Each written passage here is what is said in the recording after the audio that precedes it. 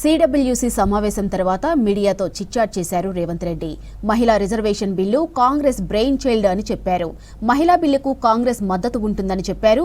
ఇక ఇండియా కూటమిలోని పార్టీలతో మాట్లాడి నిర్ణయం చెప్తామన్నారు రేవంత్ రెడ్డి. డీలిమిటేషన్తో దక్షిణాదికి తీరని అన్యాయమన్నారు. ముఖ్యంగా చిన్న రాష్ట్రాలు తీవ్రంగా నష్టపోతాయన్నారు.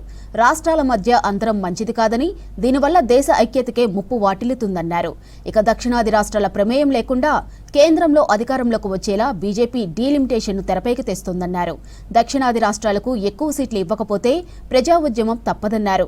ప్రజా పోరాటాలతోనే నల్ల చట్టాలను వెనక్కి తీసుకున్న బీజేపీ డీలిమిటేషన్పై కూడా సేమ్ సీన్ రిపీట్ అవుతుందని హెచ్చరించారు.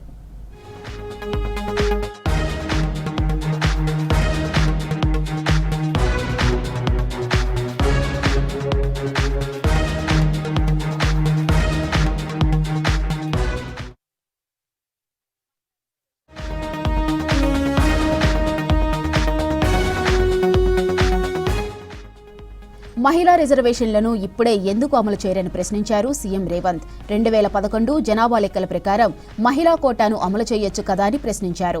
ఇక అందమైన ముసుగు వేసి బీజేపీ మోసం చేస్తుందని ఆరోపించారు.